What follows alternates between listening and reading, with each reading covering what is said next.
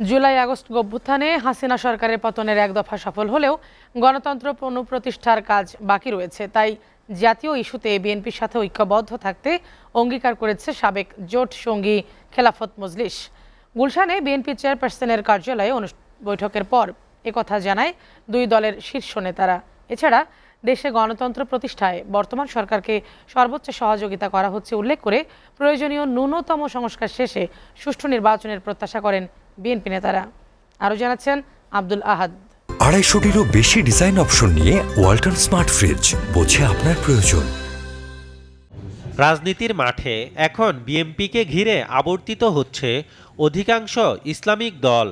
এমন পরিস্থিতিতে ২০ দলীয় জোটের সাবেক জোট সঙ্গী খেলাফত মজলিসের সাথে দীর্ঘদিন পর গুলশানে চেয়ারপারসনের রাজনৈতিক কার্যালয়ে আনুষ্ঠানিক বৈঠক করে বিএনপি। বৈঠক শেষে বিএনপির স্থায়ী কমিটির সদস্য নজরুল ইসলাম খান বলেন, গণতন্ত্র পুনঃপ্রতিষ্ঠার কাজ এখনো বাকি। কোনো ইসলামী জোট নিয়ে দুশ্চিন্তা দেখছে না তাদের দল।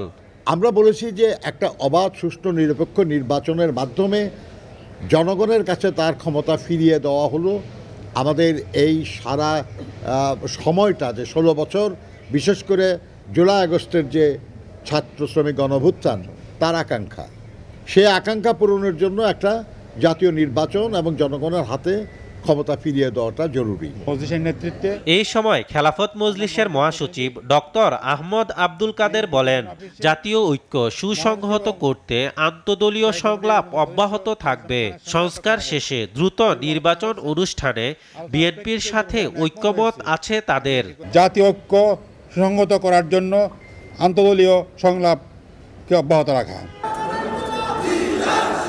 অপরদিকে রাজধানীর চন্দ্রিমা উদ্যানে বিএনপির প্রতিষ্ঠাতা সাবেক রাষ্ট্রপতি জিয়াউর রহমানের সমাধিতে শ্রদ্ধা নিবেদন শেষে বিএনপির স্থায়ী কমিটির আরেক সদস্য ডক্টর আব্দুল মঈন খান বলেন, দেশে গণতন্ত্র প্রতিষ্ঠায় সরকারকে সহযোগিতা করছে বিএনপি। প্রয়োজনীয় সংস্কার শেষে সুষ্ঠু নির্বাচনের প্রত্যাশা তার। একটি জনগণের দল, তারা এদেশে ফিরিয়ে এনেছিল শহীদ প্রেসিডেন্ট জিয়া রহমানের নেতৃত্বে।